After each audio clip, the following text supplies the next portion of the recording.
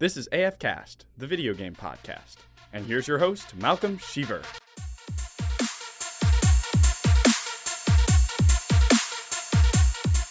This week on AFKast, we are starting up a new series called Deep Dive, where I will take a person, place, item, etc. from a video game universe and do a full analysis on that person, place, item, etc. And I will be holding polls on my social media to decide what I should do next, so make sure you check that out. You can also have an influence on what is put on the polls if you comment possible deep dive ideas. I'll make sure to try and check comment sections of my most recent episodes to stay on top of the demand.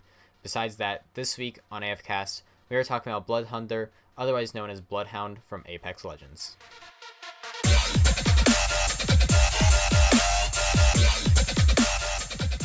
Before I get into this, Bloodhound doesn't have an actual name, at least none that we know of, and so on the wiki, Bloodhound doesn't have a name, but I'm assuming Bloodhound does actually have a name. No one knows what it is, essentially. Bloodhound also considers themselves non-binary, which is why you will hear me call Bloodhound they or them. And if I do make the mistake of saying him, because honestly I didn't know that they were non-binary until I started doing research for this episode, please make sure you point that out to me, just that way I can try to fix my language. And also, since Bloodhound doesn't have much information about them currently, I will be explaining pretty much every detail that we know so far about Bloodhound's past and present. So future deep dive episodes will not be like super in-depth, like not as in-depth as like breaking apart every single piece of an animation, essentially, which is what we're doing today. For every detail, considering that other characters or places might have much bigger backstories where we'll have to be a little bit more broad, I'm assuming that some characters we might even split up into parts. Like if we ever do Master Chief, that thing is going to be split up in like per game, basically, or like per like decade, like something like that. I don't know. Even a decade has too much content for Master Chief in there. But yeah, so we'll see. But Bloodhound's story begins when they were young. I mean, obviously that's where everyone's story begins, but more specifically, their dad died on the planet Talos when they were young. And Talos is actually the planet that World's Edge is on. So the disaster that occurred was called Meltdown, which was also the season World's Edge map was introduced in. So a little tidbit there. What caused the meltdown was a large tower, which is known on the map as the epicenter. So it's the giant ice spikes coming out of a broken tower-looking thing. So the facility on World's Edge was called the New Dawn Industrial Plant. A rare mineral compound was found beneath the surface, which caused an uproar in IMC activity around the area, essentially. And they used a cooling tower, the epicenter, to keep the underground lava at bay while they mined. So it was actually surrounded by there's the volcano that is the huge mountain that actually has trials in it, I'm pretty sure, which is part of Bloodhound's story too. There's not much there besides that it's a trial, I guess. But yeah, so that volcano was completely active and everything while Epicenter was actually going how it was intended. But the destruction of it actually caused a deep freeze, essentially, or a flash freeze, which completely changed the climate of Talos and forced almost everyone out of World's Edge. And this was after like a city and stuff was built around the epicenter, because it was, a big production industrial sized thing that produced a lot of revenue. So obviously civilizations tend to pop up around those areas. And both of Bloodhound's parents were engineers at this facility until the meltdown, obviously, because it killed them both. You only see Bloodhound's father in the animation, the one I'm currently showing on the video here. But it is said on Bloodhound's wiki page that Bloodhound's mom had died as well. Both of them were engineers. Both of them died on Talos during the meltdown. So since both of them died, Bloodhound went to go live with their uncle named Arthur. I don't know if it's Arthur and there's just no H, or if you pronounce it Arthur, or like, I don't know. I'm still I'm still trying to figure out how to say his name.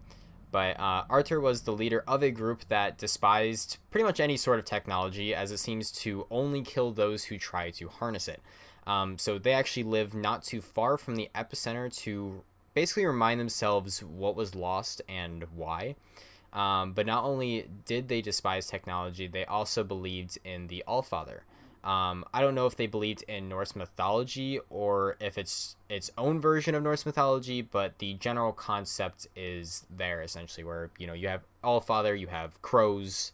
Nothing I don't think is mentioned about Odin or anything like that. Pretty much it's just the crows and Allfather. So I don't know what the extent of Norse mythology is in this universe, or in this group in particular. It could be different in this group. Excuse me.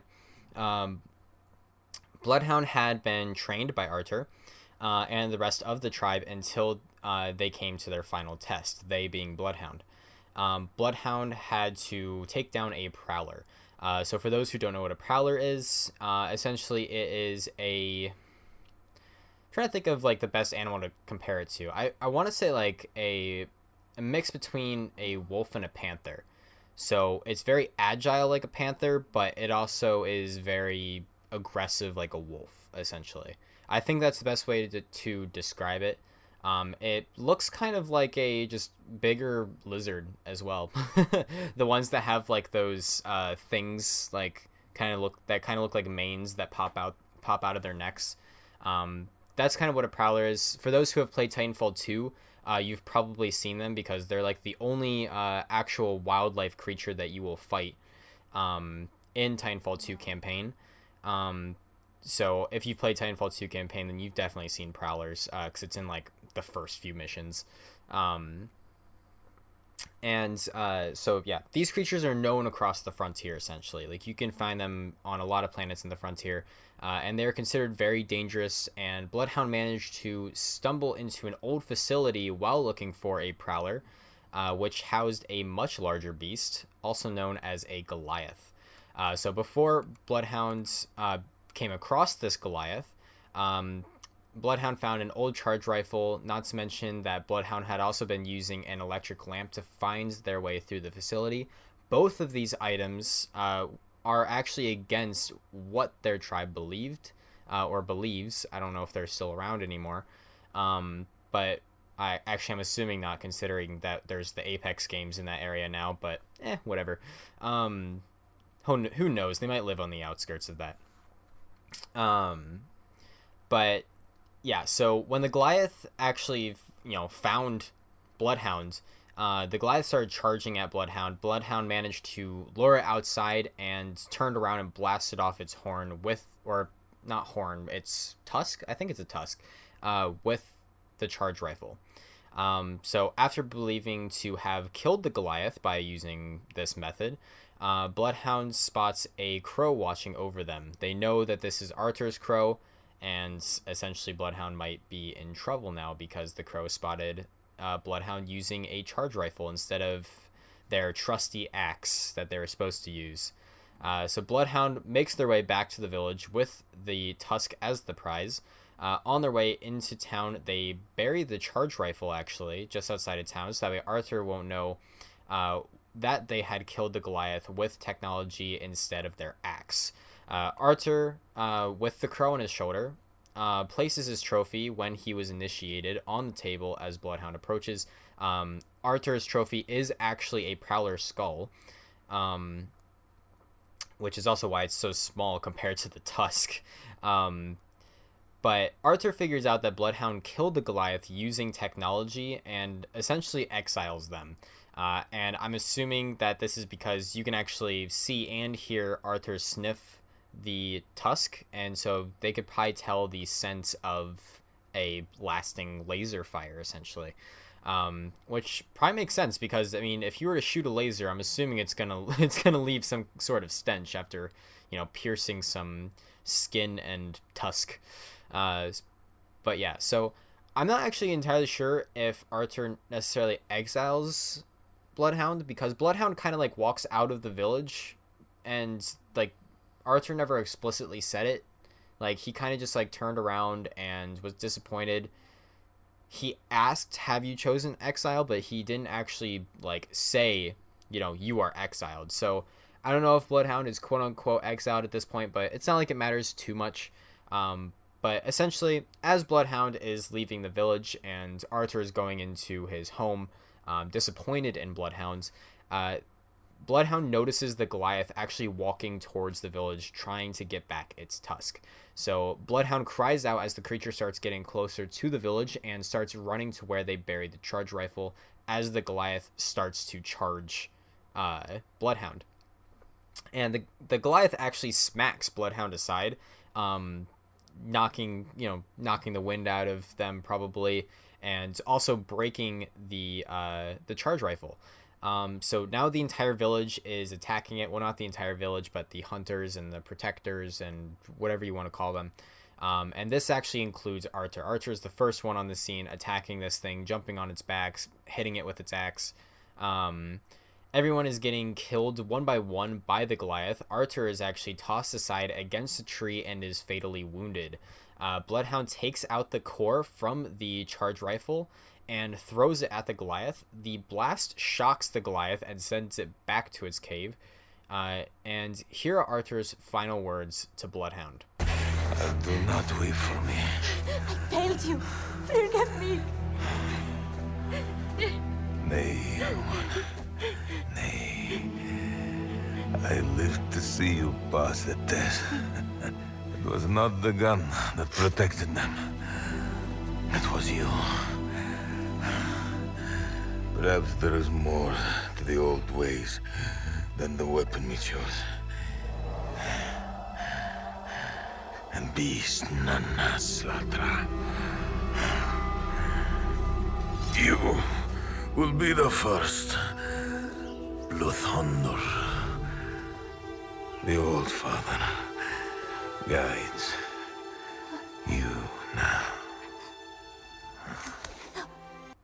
Bloodhound, now being named as the first Bloodhounder, decides to take on the Goliath once and for all.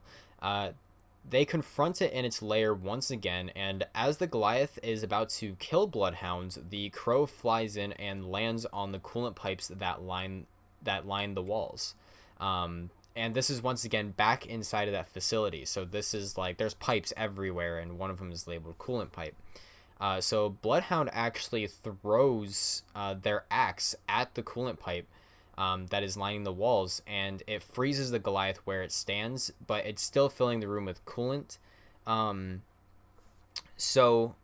Sadly, Bloodhound has to use a mask to kind of protect himself from, because coolant isn't good for you to breathe. I don't know if you know this or not, but essentially this actually permanently damages Bloodhound's respiratory system, because they weren't wearing a mask in the first place. They actually got to one as they're breathing in coolant. So this is why in Bloodhound's Bloodhound's character is wearing a mask. And by the way, anytime that I refer to how Bloodhound looks in Apex Legends, I am talking about Bloodhound's base skin. I'm not trying to make an overall blanket statement about all of Bloodhound's skins, because that is way too many to try and look through for me, to try and dodge through all that stuff, especially since most of those probably aren't canon anyway. But yeah, so now having frozen the Goliath, Bloodhound shatters it with their axe, and Bloodhound now wears Arthur's trophy to remember him by, which is why you also see Bloodhound wearing the skull. So that's kind of where the outfit comes from for Bloodhound. You have the outdoorsy living in the woods clothes that Bloodhound has on, and then they also have the respirator and the prowler skull. So that's kind of the ensemble of Bloodhounds, and so now you kind of understand why. It's kind of a liberating and depressing story at the same time, and like I said, this is pretty much the only thing that we actually know about Bloodhound. Bloodhound wasn't really involved in like Bloodhound was there for all of the the treasure hunts and like some of the comics as well, but Bloodhound never really was the star or was an important piece of any of those. Bloodhound kind of just existed in those, so nothing too big there, but besides the fact that, you know, Bloodhound was kind of just helping whatever team they thought was best, or even just staying out of it entirely. But we know nothing else as of now, other than the fact that Bloodhound hates Pathfinder in the Apex games, at least from what we can tell based off of voice lines, and also in the, I believe it was the Season 3 trailer, where Bloodhound actually shoots Pathfinder with a sniper and says, "For Arthur." And this is probably because Bloodhound still has some hatred towards technology, or maybe it was even a Marvin unit that made a mistake that caused Bloodhound's parents to die in the meltdown. But now we can get into Bloodhound's abilities and the lore behind them. So Bloodhound's class ability, Bloodhound is a recon character, so this isn't specific to Bloodhound, but it's still kind of interesting to try and break down the possible explanation for lore behind it, because Bloodhound is able to use some sort of chip or something to access a relay beacon to actually see where the next ring is going to be in the Apex games. And I don't think this is actually like supposed to be a big part of their backstory as much as it is because they are a recon character, but it is still a cool thing, like kind of thinking about how Bloodhound uses technology to their advantage in the hunt, essentially. The hunt being the Apex games for Bloodhound. And so actually using technology and combining that with the old ways of, you know, tracking people down, you know, this is... everything kind of fits together because, you know, it's kind of like what Arthur said, that, you know, you gotta combine... there's more to the old ways than, you know, just an axe or something like that. So it's kind of interesting, kind of just thinking about how Bloodhound uses technology to their advantage, but, you know, doesn't overdo it, essentially, like, you know, Pathfinder's all technology. But Bloodhound's passive is more where it gets specific. So Bloodhound's passive ability allows them to see tracks from legends that have passed through the area, whether this is opening doors, opening loot bins, jumping, riding zip lines, deploying an ability, anything like that. This isn't anything special besides the fact that Bloodhound is just a really good tracker, which makes sense based off of where they grew up, because they grew up in the wilds with Arthur, you know, literally training to track down and kill prowlers. So this is actually kind of like a sport. I mean, to be fair, Apex Games is quite literally a sport, but I mean, like, this is what Bloodhound is used to. It's like Bloodhound is used to tracking down people and killing them, so Apex Games isn't much different for Bloodhound, which is kind of scary to think about. Like, he's just like ready to take down some people. But Bloodhound's tactical pings people through walls, and the way it pings them is not by like marking where they are, but actually creating an outline of their character, and it in general creates an outline of the map and everything. And this is because, or at least what I'm assuming, is the technology looks very similar to the Pulse Blade from Titanfall 2, which actually used sonar technology to detect enemies that were nearby. So I'm assuming the contraption on Bloodhound's wrist is an upgraded version of the Pulse Blade, considering that Apex Legends takes place 30 years after the events of Titanfall 2. So it's kind of another one of those situations of using technology to track down Bloodhound's prey, essentially. So a lot of this is about tracking down their prey, which is why they are a recon character. It's perfect. But, excuse me. Anyway, Bloodhound's ultimate is still a mystery. So Bloodhound gets heightened senses, including sound and sight, and then they also can get faster. these are pretty much the only things that we can observe in game. I'm assuming that there might be like a heightened sense of smell, maybe a heightened sense of even touch, maybe, honestly, being able to feel how rigid something is, maybe. So there's a lot of things that could be like that Bloodhound could receive from their ultimate ability, that we just can't tell because, you know, we're in a video game, so we can't necessarily utilize all of those senses or abilities. Like, they could also be able to, you know, punch harder. Well, I guess that could be I guess that could be seen if melee damage was increased, but anyway, it heightens stuff in Bloodhound. It makes them more powerful, whether that is to their senses, or they're faster, they're stronger, anything like that. And this could be for one of two reasons. This could either be because Bloodhound truly does have the power of Bloodhunter. I don't know if I'm saying that correctly, but I think I am.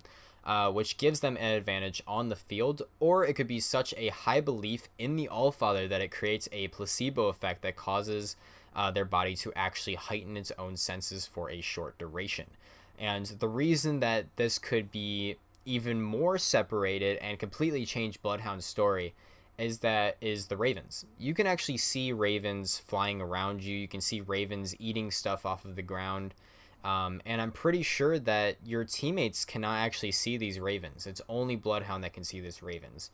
So either that is the Allfather actually guiding Bloodhounds, kind of like they did in the lair of the Goliath, where the raven landed on top of the coolant pipe. Like, that could have just been a vision and not an actual raven, you know? I bet you it was an actual raven, but for sake of story, let's say that it wasn't. It was actually their imagination or the Allfather guiding them using visions of a sort. Or this could be that they're so like focused on their faith that essentially Bloodhound has delusions. Bloodhound is seeing these ravens flying around and eating stuff off of the ground that none of their teammates can see. So the question is Bloodhound, or does Norse mythology actually exist and is guiding Bloodhound, or is Bloodhound just insane? Like, Bloodhound could quite literally just be like insane, like just straight up having delusions, having a placebo effect when they feel it's necessary, when they want to call upon the powers of the Allfather. Like, this is a serious question, because it could completely change how Bloodhound is as a character. I'm going to assume for world's sake and namesake that Bloodhound is actually being guided by the Allfather, but it's an interesting thing to still think about the other side of that, especially since we don't know which one it is yet. We could actually just learn that Bloodhound is just crazy, like, and not in the demeaning way. I'm not trying to say that in a demeaning way, just like quite literally mentally unstable,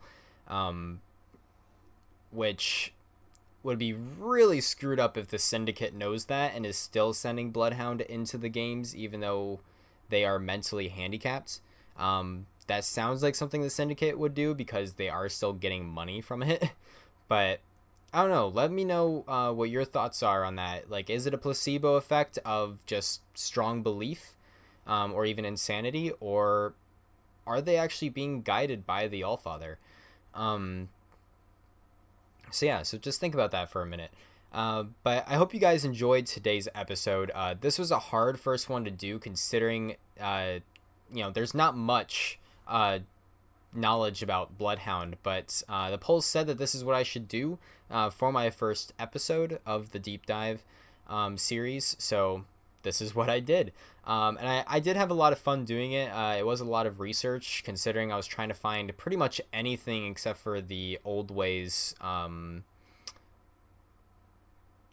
trailers, stories from the Outlands, that's what it's called. So yeah, a lot of time actually went into this for not much content. which kind of sucks, but I think it was also kind of worth it. I learned a lot about Apex Legends in general as a world, or universe, rather, which is pretty nice. I enjoyed it, especially seeing all of, like, the trailers and stories of the Outlands over again was pretty cool. Kind of reliving all the treasures and stuff like that, like the comics and the treasure hunt.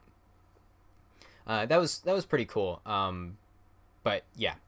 So once again, make sure you check out my social media for any further polls. I think next time I'll be trying to do a place rather than a person. And also make sure you comment below any ideas you have for future deep dive episodes. If I am doing a place, then it's probably best that you put down a place down below of what you want to learn. I want this to be kind of a more important place, not kind of just some random building that's in downtown Mombasa in Halo. I don't I'm not going to do that. I'm going to do specific buildings, like, I can't think of any now. That's pretty cool. Let's just say the Ark. That's a place. It's a pretty big place, but it's a place. So yeah, make sure you comment below what your ideas are. But besides that, game on. Find AFKast on Instagram and Twitter, @AFCommunity, for any updates on future podcast episodes. If you want to join the community Discord, find the link in the description or on the website afcommunity.com.